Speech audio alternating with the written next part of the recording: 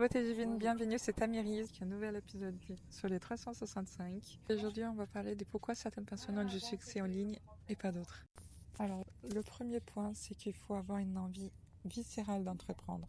Parce qu'en fait, plus on a une raison forte, plus on va être résistant, continuer en fait. Quand il y aura des difficultés, on n'aura pas envie de s'arrêter. Il y a certaines personnes qui vont vraiment chercher la liberté ou payer des factures ou avoir un autre train de vie. Mais quand on a une vraie envie, une raison qui nous pousse, qui vient du profond de notre être, bah, on va pas s'arrêter aux premières difficultés, quoi. Quand il y aura des soucis, des doutes, on continue malgré tout. Donc c'est très important d'avoir une raison qui nous encourage et qui nous...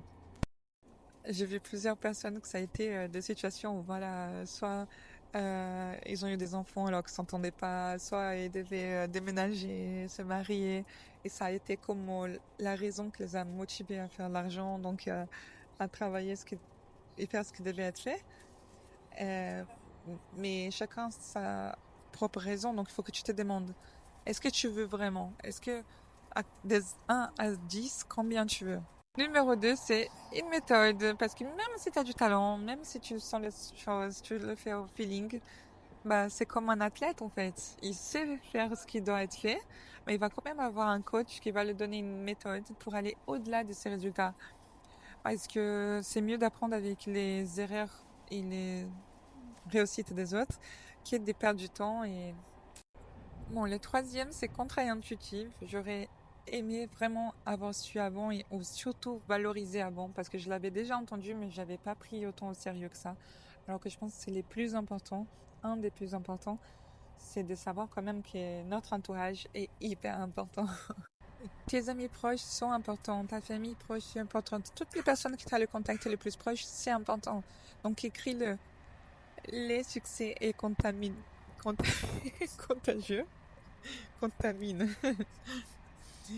Mais l'échec aussi contamine. Donc si tu es près des gens qui ont le succès, ben voilà, automatiquement, naturellement, tu vas avoir tendance à penser d'une façon qui t'amènera au succès, alors que le contraire aussi est vrai. On a tendance à se plaindre plus, à être plus triste.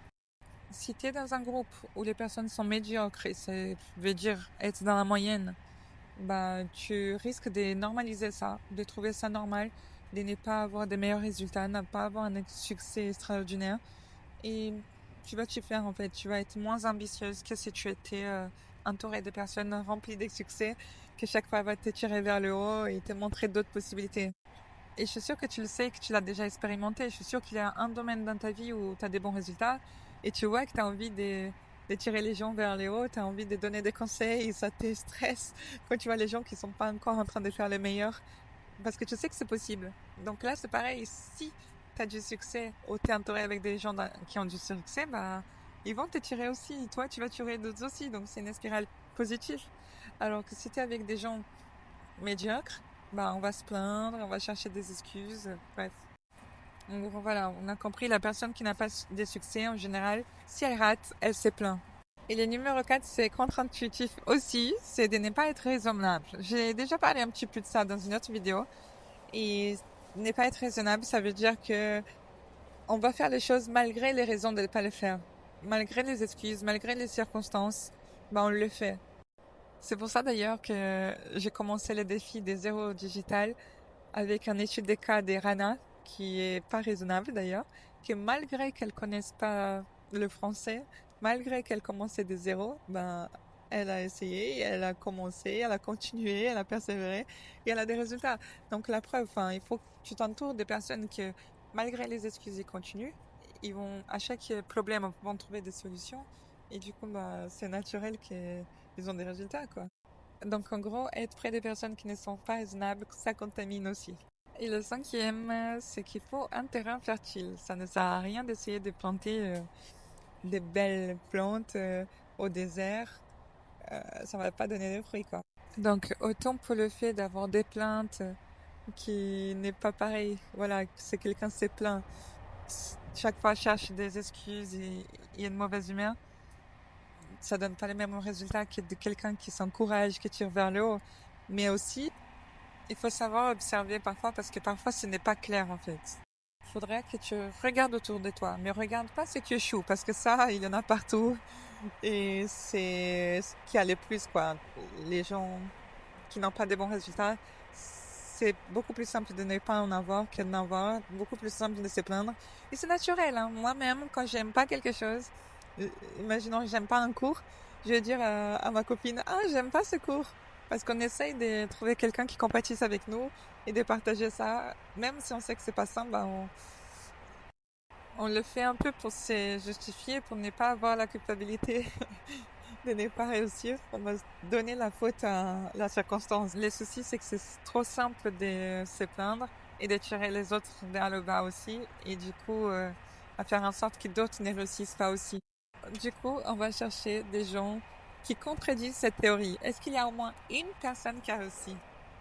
Et peut-être pas autour de moi, une personne qui a réussi dans le monde. Parce que moi, bah, je connais personne en France qui fait la même chose que j'ai fait, mais j'en connais des milliers, des centaines de milliers, peut-être même plus, des milliards, au Brésil. Je les ai vus, que ce soit directement avec la communauté qu'on a ou des gens qui connaissent des gens. Voilà, c'est grand et c'est au Brésil, c'est aux États-Unis, donc je sais que ça fonctionne.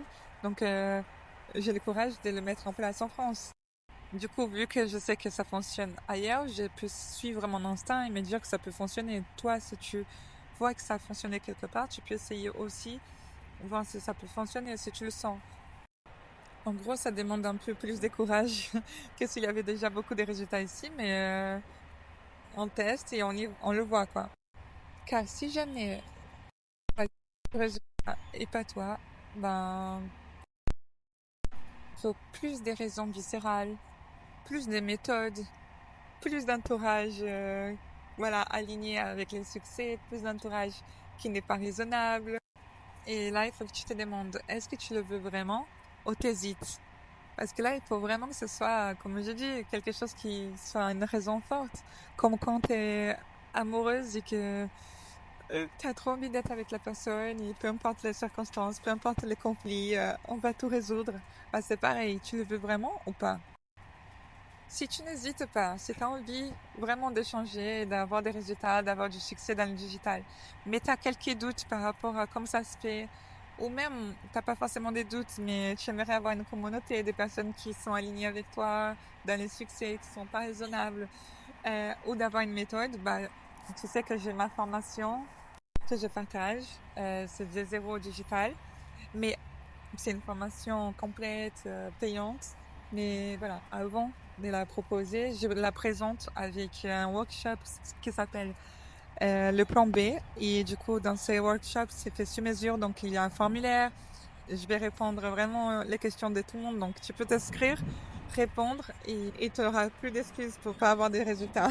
Et de toute façon, le plan B, c'est offert, c'est en ligne. Et il y a vraiment une envie d'étirer les gens vers le haut, de créer une communauté pour qu'on le fasse ensemble ici aussi, parce que je sais que un aide l'autre. Moi, j'ai une très bonne méthode. J'ai des gens au Brésil, mais j'aimerais aussi les avoir en France. Et je sais que je connais bah, peut aussi t'aider. Donc, c'est une spirale positive. Et on est ensemble dans ça. Bisous. Bref, on se retrouve demain pour une autre vidéo. Il y a des câbles.